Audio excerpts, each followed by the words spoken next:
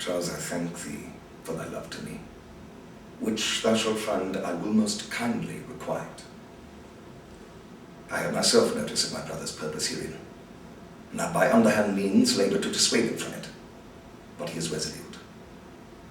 I'll tell thee, Charles, it is the stubbornest young fellow of France, full of ambition, an envious emulator of every man's good parts, a secret and villainous contriver against me, his natural brother. Therefore use thy discretion. I'd as lief thou didst break his neck as his finger. And thou wert best look to it, for if thou dost him any slight disgrace, or if he do not mightily grace himself on thee, he will practice against thee by poison, entrap thee by some treacherous device, and never leave thee till he attain thy life by some indirect means or other. For I assure thee, and almost with tears I speak it, there is not one so young and so villainous this day living. I speak but brotherly of him, but should I anatomize him to thee as he is, I must blush and weep, and thou must look pale and wonder. I am heartily glad I came hither to you. If he come tomorrow, I'll give him his payment. If ever he go alone again, I'll never wrestle for prize more. And so God keep your worship. Farewell, good Charles. Now will I stir this gamester. I hope I shall see an end of him. My soul, yet I know not why, hates nothing more than he. Yet he is gentle, never schooled and yet learned, of all sorts enchantingly beloved, and indeed so much in the hearts of the world, and especially of my own people who best know him, that I am altogether misprized. But it shall not be so long. This wrestler shall clear all. Nothing remains but that I kindle the boy thither, which now I'll go about.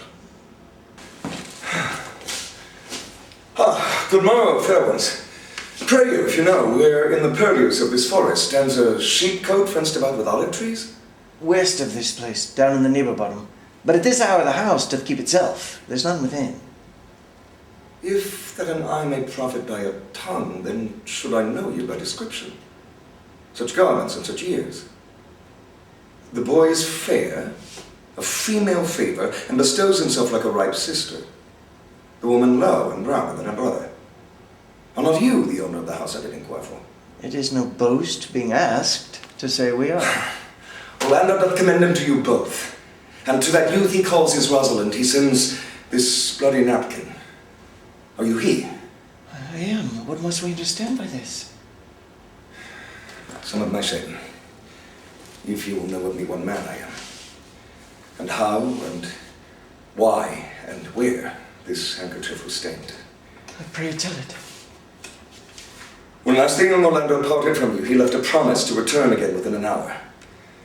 And pacing through the forest, chewing the food of sweet and bitter fancy, lo, it befell.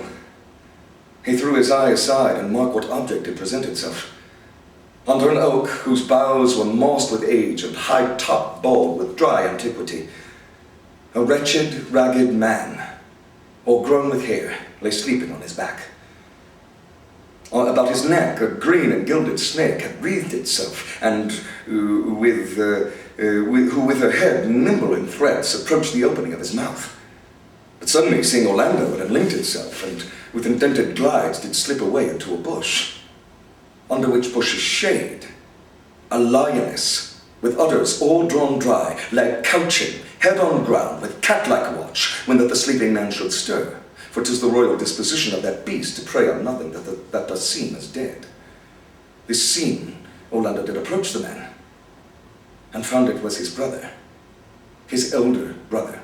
Oh, I have heard him speak of that same brother, and he did render him the most unnatural that lived amongst men. And well he might so do, for well I know he was unnatural. But to Orlando, did he leave him there, food to the sucked and hungry lioness? Twice did he turn his back and purposed so.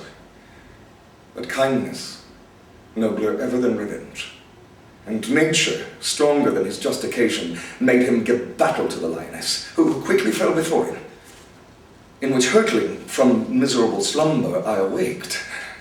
Are you his brother? Was you he rescued? Was you that did so oft contrive to kill him? but 'tis not I. I do not shame to tell you what I was, since my conversion so sweetly tastes being the thing I am. But for the bloody napkin? By and by. When from the first to last, betwixt us two, tears our countenance had most kindly bathed, as how I came into that desert place. In brief, he led me to the gentle Duke, who gave me fresh array and entertainment, committing me unto my brother's love, who led me instantly into his cave, there stripped himself, and here upon his arm, the lioness had torn some flesh away, which all this while had bled. And now he fainted, and cried in fainting upon Rosalind. Brief, I recovered him, bound up his wound, and after some small space, being strong at heart, he sent me hither, stranger as I am, to tell this story, that you might excuse his broken promise, and to give this napkin, dyed in his blood, unto the shepherd youth that he in sport doth call his Rosalind.